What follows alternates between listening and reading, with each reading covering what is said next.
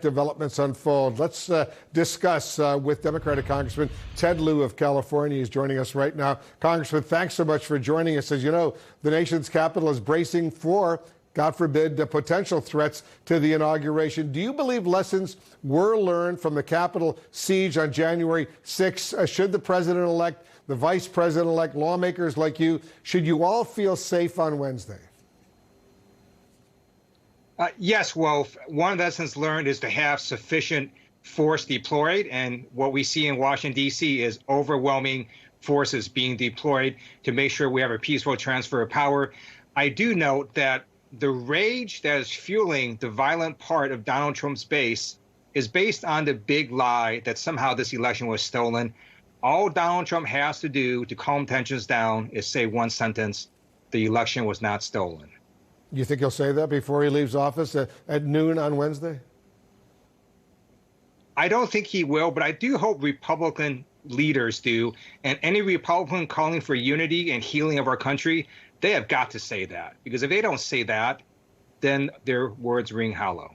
Because if you look at these polls that just came out this week that show that a huge percentage of those who voted for President Trump believe the election was a fraud, was stolen, wasn't legitimate, and that's causing so much of this disruption, this anger out there. So they got to fix this, and they got to fix it soon, right? Absolutely, and it's so easily debunked. It's simply false that thousands of dead people voted. It is false that there were thousands of ballot signatures that were fake. It's also false that Dominion voting machines switched thousands of votes. None of this is true. And all Republican leaders have to do is to say that the election was not stolen. And if they do that, then they can calm down tensions. Let's see how that unfolds. I want to turn quickly, while I have you, Congressman, to impeachment. Should we still expect Democrats to deliver one article of impeachment to the Senate this week, or do you think that could be pushed back in order to give the Senate some time to confirm, let's say, all the cabinet nominees that President-elect Biden is about to put forward, to do some of the critically important legislation involving COVID, other legislation involving getting the economy back on track? My expectation is that the article will be delivered this week. However, that decision is above my pay grade, so I don't actually know the day it will happen. You think there's a possibility that Nancy Pelosi, the Speaker, it's her decision, she has to make this decision, might hold back delivering the article so the Senate could deal with these other issues?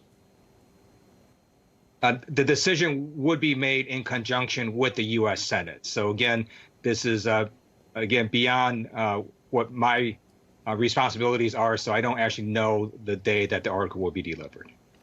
How do you think all this is going to unfold? The impeachment, he was impeached, the only president in American history impeached for a second time. How do you think it's going to unfold once there is a full-scale trial in the Senate? You need a two-thirds majority. In other words, 17 Republican senators will have to join all 50 Democratic senators to convict. Do you think that's going to happen?